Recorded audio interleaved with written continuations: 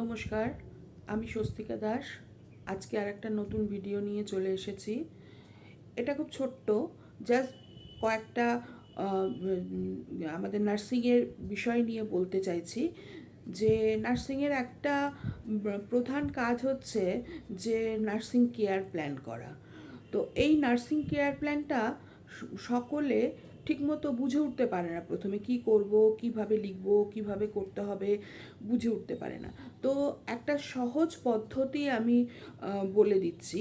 যেমন SOAP, soap, এইটা যদি মনে রাখা যায়, তার প্রত্যেকটা ওয়ার্ড দিয়ে, যেমন S for subjective data, O for objective data, A for assessment, P for plan.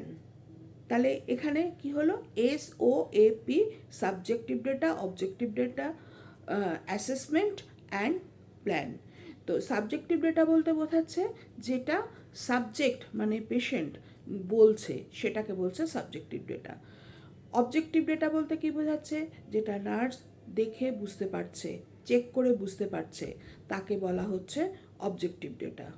Assessment, objective data দেখার পরে সে কি পরিকল্পনায় পৌঁছলো, কি প্ল্যান করলো, এরপরে তার আসছে প্ল্যান, এবং তার এবং প্ল্যানিংয়ের পর্বে আসবে ইমপ্লিমেন্টেশন। কিন্তু আগে প্ল্যানিং করতে হবে।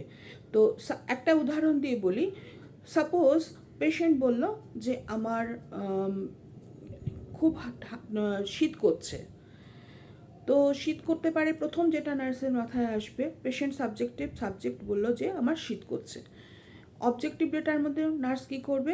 সঙ্গে সঙ্গে তার ভাইটালস চেক করবে, temperature, pulse, respiration, blood pressure, এগুলো সমস্ত চেক করবে। তাহলে চেক করার পরে সে দেখলো পেশেন্টের বেশ হাই টেম্পারেচার আছে।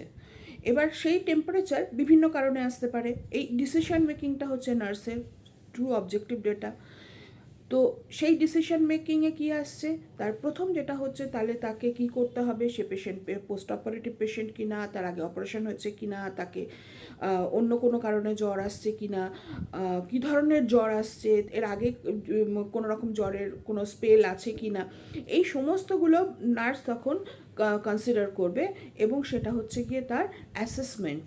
এবং অ্যাসেসমেন্ট করার পরে তখন সে কী করবে? প্ল্যান করবে। প্ল্যানের মধ্যে এক নম্বর হচ্ছে সে ডক্টরকে ইনফর্ম করবে। সে কি পেশেন্টের যদি আগে জ্বর এসে থাকে, আবার যদি আসে, তখন কি মেডিসিন তাকে দেওয়া হচ্ছিলো, সে মেডিসিনগুলো দেবে। সেই ডিসিশনটাকে বলা হচ্ছে তার প্ল্যান। তো SOAP, সোপ, এটা মাথায় রাখলে পরেই কিন্তু আমাদের এই কেয়ার প্ল্যান লিখতে খুব সুবিধা হবে।